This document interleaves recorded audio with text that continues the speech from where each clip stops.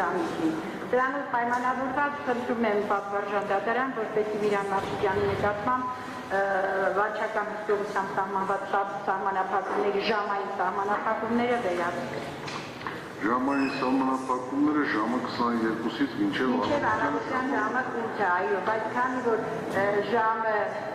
ծաղիկները գալիս են գիշերային ժամերին են շուկայի դեռ բերում իրանք ծաղկին անհաձեռները ծաղկի արտահաճարկով ասվում, այստեղ շուկան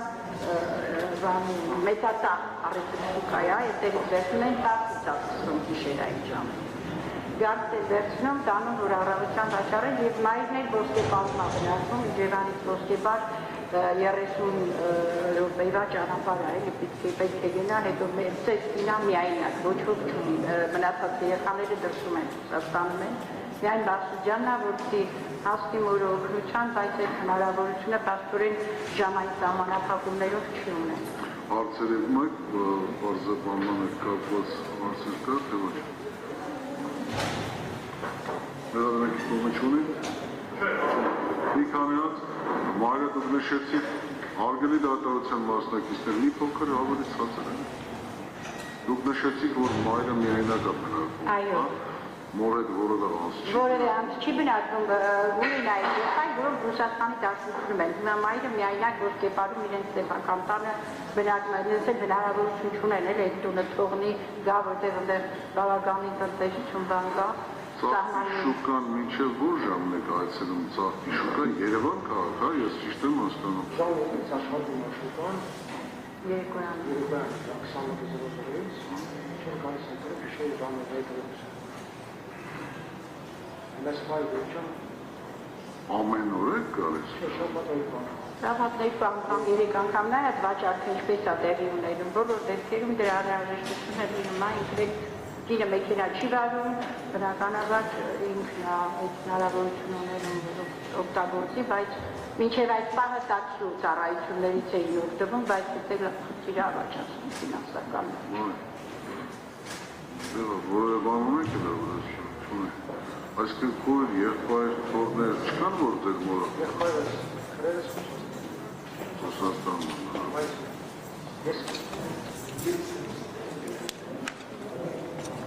Զուտ ժամային սահմանափակումները իսկ մորը չեք կարողանում ցերեկվա ժամը։ Ցերեկվա ասել եմ որն է, մինչև ժամը 22 է հնարավորություն չեք ունում տեսած։ Մինչև ժամը 22:00 առավոտվա ժամը 8-ից ձեզ այդ հնարավորությունը չենք կարող ասել այն անհրաժեշտությունը երբ կլինի, ճշմարտ խնդիրներ ունի առողջական ծեսին է թոշակառու, բոլոր դեպքերում գիշերային ժամերին է հիմնականում բոլորս են այդ խավերը բռնում անկախով խնդիրներ առաջան։ Իսկ ինչի դեր չի գնահատում այստեղ։ Ես ասեցի տնտեսությունը մեծ է, այնտեղ տուն է սեփական։ Իսկ եթե ժամերը ուղղակի ավելացվի, սահմանափակման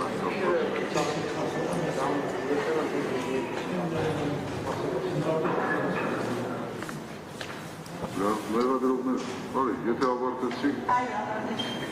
ունեք ես կապացիք որը բանալական։ Հետևյալներ, ավելի այսպես նշանակել, քանի որ կապամջոցի պայմանի փոփոխությունը կամ վերացումը դա բնականաբար վարչական սումանին դրադեցին դատարանի հայտնության դաշտում է, եթե հանգամանք թողնեն դատարանի, սակայն միեցնի հանգամանք ցանկաներից էլ եթե պաշտպանական կողմով կարող է նաև բազմականությամբ, ասենք ասոց ոզավորը, եթե օրինակ որոշակի ժամանակահատվածում գիշերային ժամերին դարձած գնալու խնդիր ունի, ես կարծում դատարանը համապատասխան հիմնավոր ներկայացնում այդ պարտականությունը բնականաբար հարգելի չկանաչ է կարող, ես կարծում մենք չընկալում այդտեղ խնդիր կարող ենք ունենալ, ես համատեսում բազմական դատարան, իսկ ամբողջական վերացման առումով դատարանի հայտնության ենք թողնում դատարանի պայման փոխելու հապը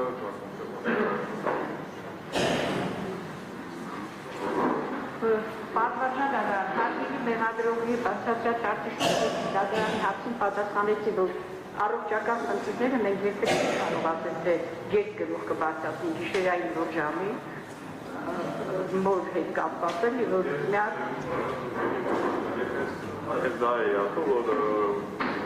ամեն օրվա խնդիր չի, ես այսօր ամեն օր դասիմանայ, ճշմարտ դասարանում է, շաքարային Ես դու դեպ էի ասում, շաքարը իրա, ինչ իմանաց ճշմարտ շաքարը, առանձին օրերի որ լինի, դա հնարավոր է արգել Եվ երկրորդն էլ ծաղկի առեսուր գաղթում են բոլորից հայտնի է, դեռ գաղթի չկա, Հայաստան Հանրապետությունը պրոգրամ ներկայացված են, որ այդ մեծածախ առևտրի շուկան աշխատում է գիշերային ժամերին, հետևաբար տերեք ապացուցեն որևէ անհրաժեշտություն կարծում եմ չկա։ Ձեր չունեք որևէ բանավորացնի։ Ուրեմն սահմանափակումները ժամային առումով, այսինքն ձեր միջնորդությունը կբավարարի մասնակի։ Ժամը 24:00-ով 24:00-ից, այսինքն 00-ից մինչև առավոտյան ժամը 8-ը սահմանափակում է։ 2 ժամով կերկարաձգվի։ Պատվորժան դատարան, այս պայմաններում եթե ժամը 21-ին այս մարդը գա Երևան, մինչև այդ առուտուրը դիժան, ժամուկես Իջևանից Դիլիջան, Երևան, ժամուկես Երևանից Իջևան, այդ 3 ժամ ճանապարհին արդեն գնաց։ Եթե 21:00-ին շուկան բացվում է, 21:00-21:30, 3 ժամ ճանապարհին գնաց, այդ արդեն 24:00-ն անցավ։ Դատարանը լրություն, որոշումը կայացվեց 24:00-ից մինչև առավոտյան 8, այսինքն 2 ժամով կերկարաձգվի սահմանափակումները, սակայն այն վերացնելու սահմանափակումները վերացնելու անհրաժեշտություն չկա ամբողջությամբ։ Որոշումներ ենթակա չէ բողոքարկման։ Հաջորդի Վահագն Չախալյանի Ինչ? Ես չգիտեմ։ Ներկայացնենք եւ նոր հիմնական միջնորդություններին ասենք։ Դա չէ՞ շատ ծառայ։ Որոշումը դատարանը կայացրեց մեկնաբանման կարիք չկա, թե ոչ էլ մեկնաբանման նստեք։ Վահագն Չախալյանի մասով, Վահագն Չախալյանի ուրեմն տնային կալանքի ժամկետը դրանում է ամսի 4-ին, քննարկենք գրավոր կներկայացնենք միջնորդությունը։ Չէ, ճիշտ ասած բանավոր կար ներկայացնում։ Չէ, բանավոր չի ընդունում։ Վահագն Չախալյանի միջնորդության հետ կապված մեղադրանքի կողմը ինչ ունի հայտնելու, նշում եմ, որ վերջինիս նկատմամբ խափամիջոց տնային կալանքի ժամկետը երկարաձգվել էր մինչև օգոստոսի 4-ը ներառյալ, ճիշտ եմ Անդրեմ, մեղադրանքի կողմը ինչ ունի ստապակցության բայկարը։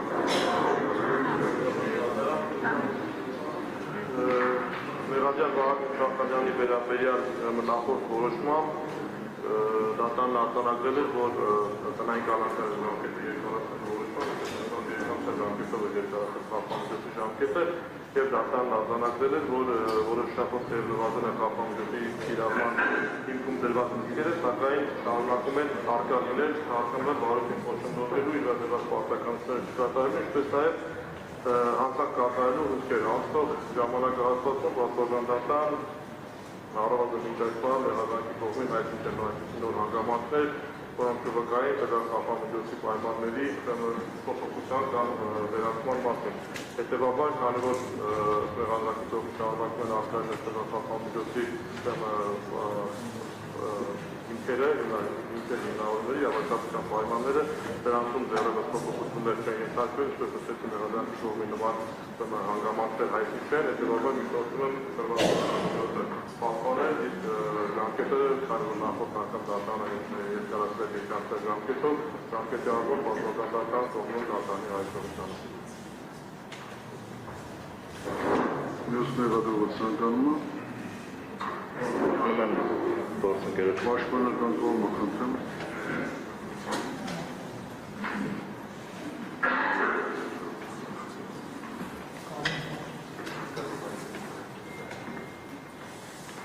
Մեկ տարի, մեկ ամիս, 8 ամիս կալանքի տակ նուբարաշային քրեակատվական հիմնարկում, 5 ամիս տնային կալանքի տակ։ Այն բանի համար, որ 307 էջից բաղկացած շուրջ 15,000-ից ավել տողերի մեջ, ընդամենը 6 տողում, 6 անգամ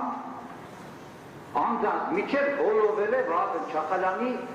ազգանունը, ու էդ էլ հարցը Վահագն Չախալյանը, ենթապես Չախալյան ազգանունը, այսինքն Վահագն Չախալյանը մեկ տարի մեկ ամիս կալանքի տակ է, որ 6 անգամ ընդամենը հոլովել է վերջնից ազգանը, որ հայտնի չի։ Չախալյան Վահագնա, թե Չախալյան ազգանունն է։ Եվ այսօր հանրային մեղադրողը ընդամենը հողում է կատարում, ասում է, քանի որ դատանը նման բան է որոշել, որևիցե փոփոխություն առկա չէ։ Այսինքն 1 տարի, 1 ամսվա ընթացքում, երբ որ Վահագն Չախալյանի կողմից որևիցե զանցանք, հանցանք, որևիցե անօրինական գործողություն, արար չի կատարվել, սա չի վկայում այն մասին, որ վերջապես 1 տարի, 1 ամիս հետո եւ տնային կալանքը 5 ամիս հետո առնվազն գոնե չի նվազել այնքան, որ ոչ թե տնային կալանքը, այլ ալետրանքային խափաման միջոցները չկարողանան ապահովել ենթադրյալ 6 տողանոց մեղադրանքով Վահագն Չախալյանի հետագա վարքի օրինաբար գործունեությանը։ Այսինքն եւ կարող վարույթը խոչընդոտի, բայց պարտի թե ինչ կերպերով, եւ կարող որ հանցանք կատարի, այնիշ նախկինում դատատություն չունեցող անձը, որը օրինաբար եւ օրինակելի վարկագիծ է դրսևորել։ Նախքան շարունակելը պատվարժան դատարան, շատ կարևոր հանգամանք։ Սա կարծում եմ որպես ակտումա պետք է ընդունվել, որ որևիցե միջնորդություն հանրային մեղադրողների կողմից, որևիցե որոշումներ դատանի կողմից չեն կարող արգելել Վահագն Չախալյանի իր ազատ արտահայտվելու կարծիքը դադարեցնել։ Չեն կարող արգելել Վահագն Չախալյանին որպես հայ մարդու արդարության, իր երկրի ապագայի ճշմարտության համար պայքարելուց։ Վահագն Չախալյանը այն լավ հայ մարդու տեսակն է, որ չեն կարող նմանատիպ արտաքին ազդեցություններ վերջինիս ձևավորված մարդկային հայրենասիրական հատկանիշների վրա ազդել։ Հնարավոր չի։ Ենթադրում եմ, որ որպես ակտիվ ընդունվի, ապա նաև Վահագն Չախալյանի նկատմամբ որպես այդպիսին խափաման միջոց, ընդհանրապես խափամիջոց կիրառելու հանգամանքը իմաստազուրկ կդառնա։ Պատվարժան դատարանը։ Մենք նախորդ կալանքի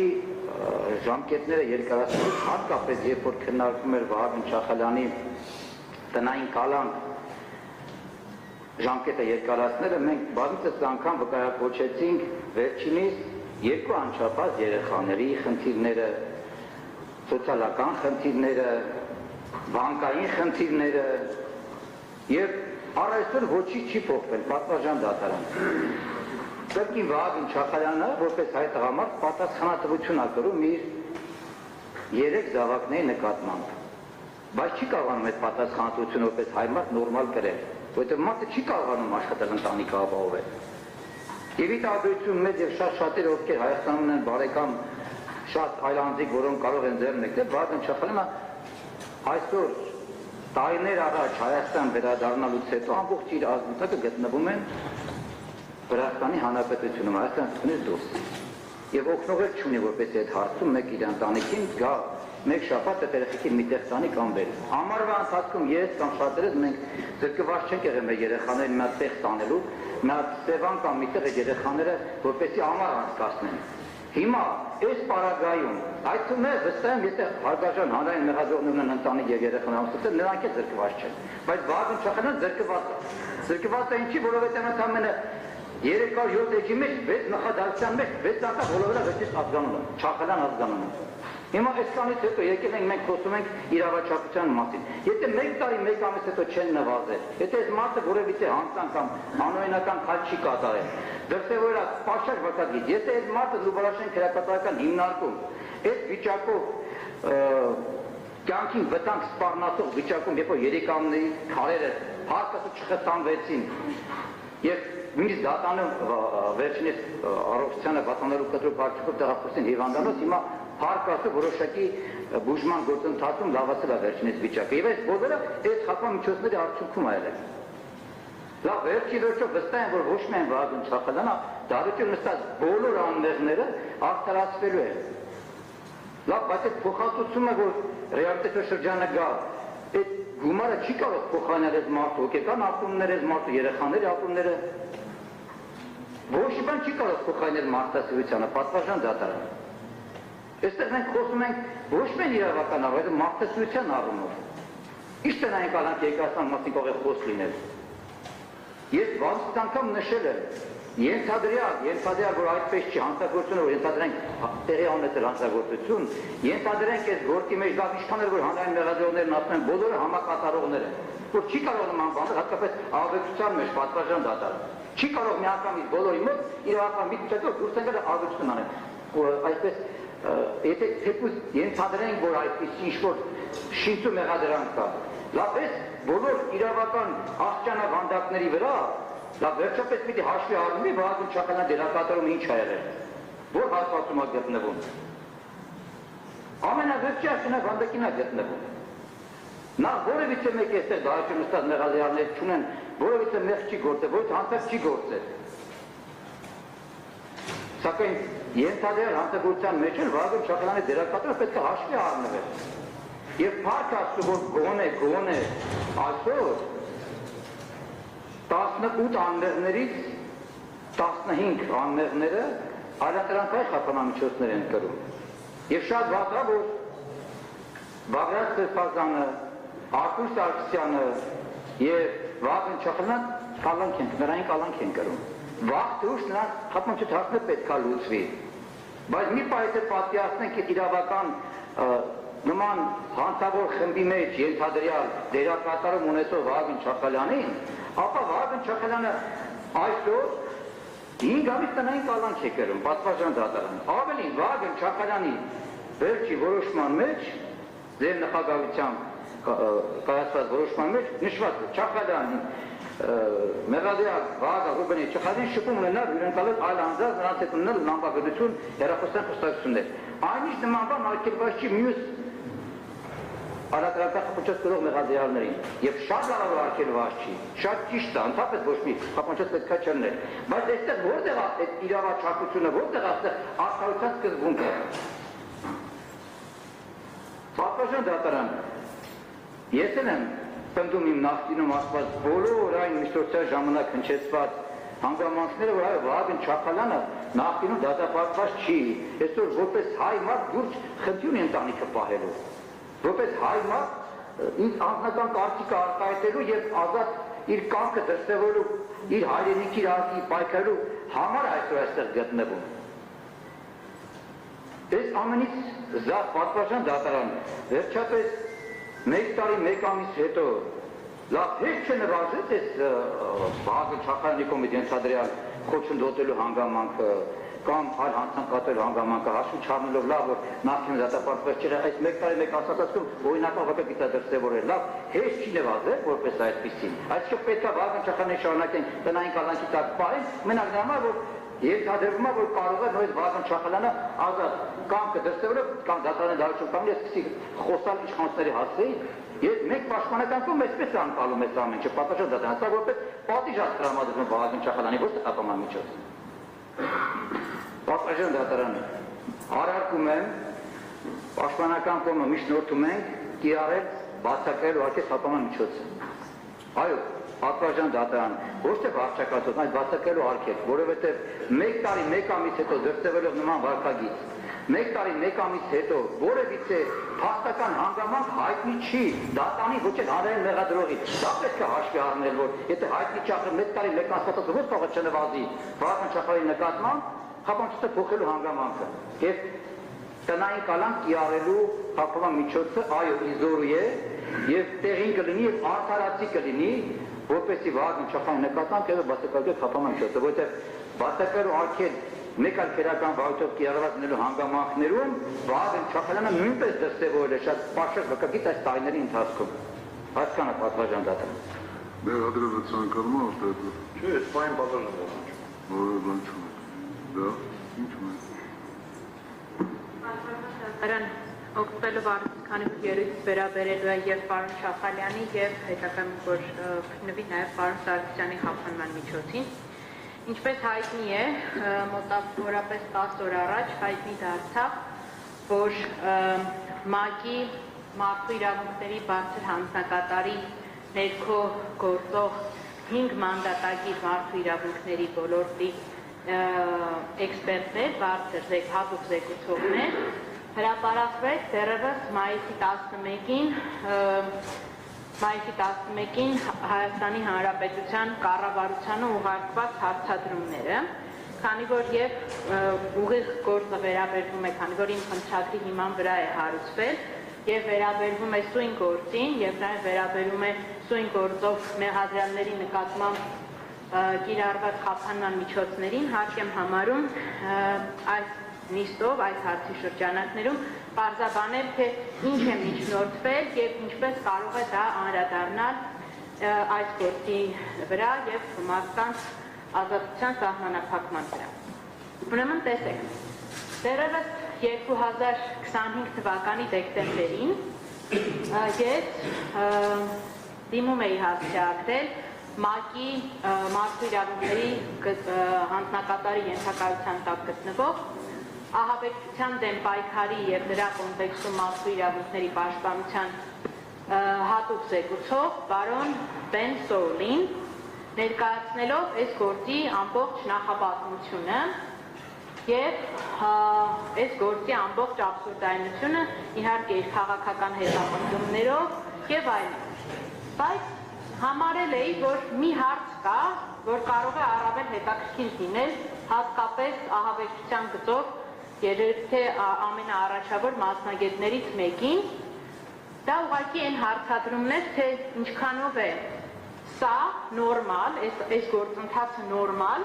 միջազգային հակաահաբեկչական պայքարի կոնտեքստում։ Կարող է մենք ենք դժվել այս իրականության մեջ, որ չենք հասկանում սա իրականում ահաբեկչություն է, բայց ոնց որ այդքան էլ ահաբեկչության չի։ Ընդհանրապես մի հարցադրում եմ կատարել, ասել եմ խնդրում եմ հետազոտեք այս գործի փաստական հանգամանքները եւ բացեք ինչքանով է սա համապատասխանում կամ չի համապատասխանում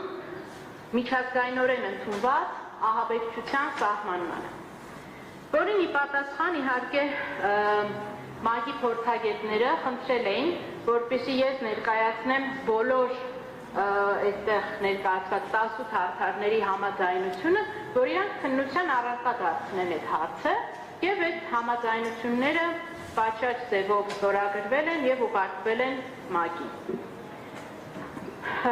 Ուսումնասիրությունից հետո ՄԱԿ-ի փորձագետ, այսինքն Բեն Սոուլը, տեսել է, որ այստեղ ոչ միայն անարգված է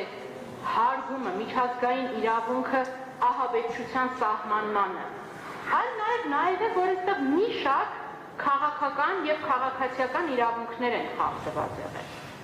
Ընդհանուր ինքը իր նախաձեռնությամբ ներառել է կամայական ազատազրկումների աշխատանքային խմբին։ Իր նախաձեռնությամբ ներառել է խաղաղ հավաքների իրավունքը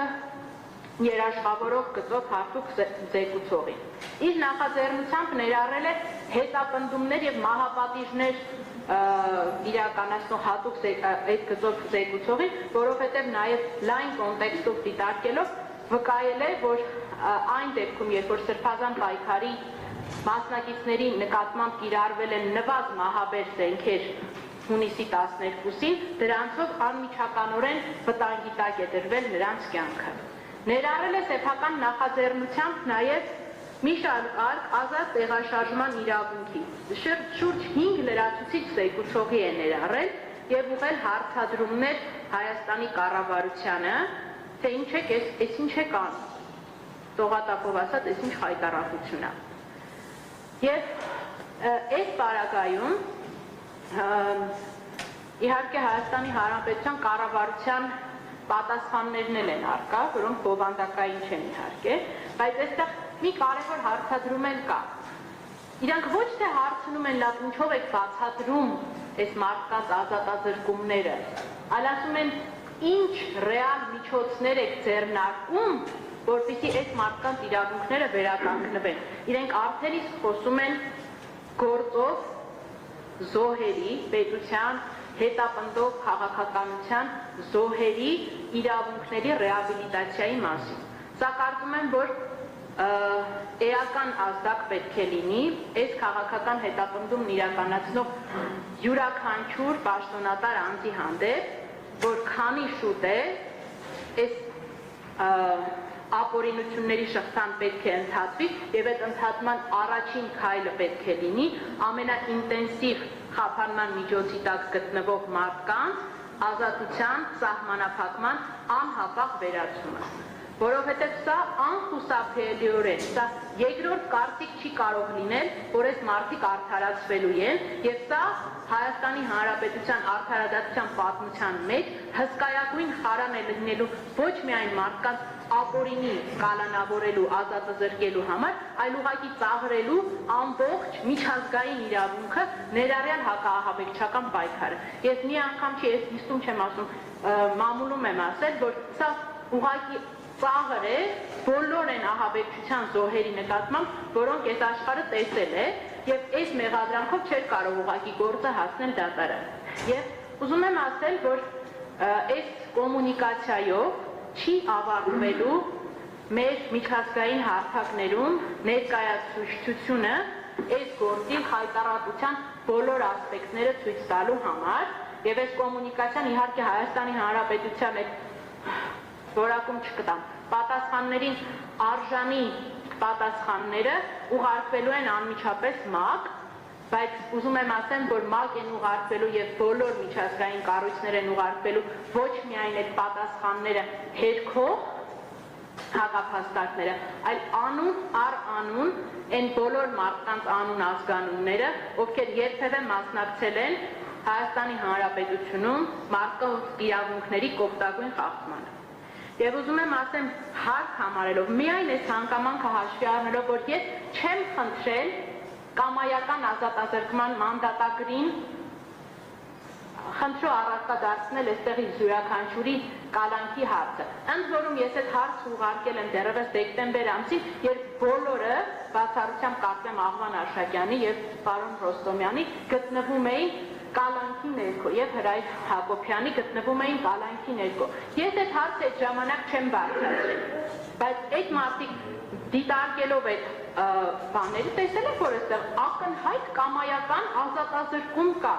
եւ մեր օրենսդրությունն նաեւ միջազգային պրակտիկան էլ տնային կալանքը իր ինտենսիվությամբ հավասարեցնում է բանտային կալանքին։ Դա ազատության ամենախիստ սահմանափակումն է։ Եվ ես էլի եմ ասում, կամայական ազատազրկումների աշխատանքային խմբի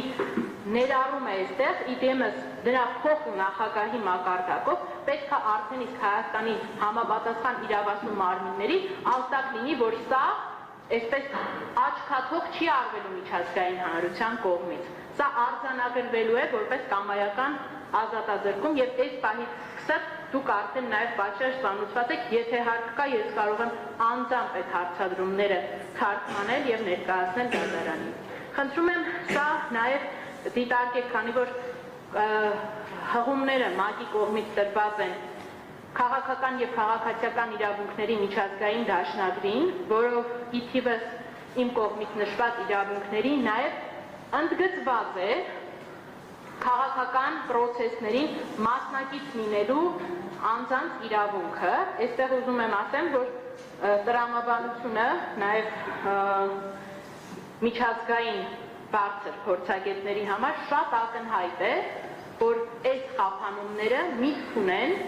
քաղաքական հետապնդման ենթարկել, մեկուսացնել քաղաքականապես ակտիվ Վահագն Չախալյանին, ազգային ժողովի պատգամավոր Արթուր Սարգսյանին, Սրբազան պայքարի առաջնորդ Բագրատ Սրբազանին պարզապես մեկուսացնել քաղաքական process-ներին մասնակից լինելու իրենց իրավունքին։ Ուզում եմ ասեմ, արդեն իսկ արձանագրել, կուզեի իհարկե, որ այս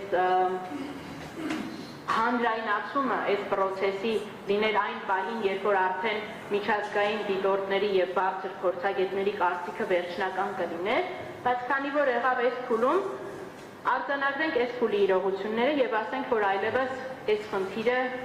միայն հայաստանյան չէ եւ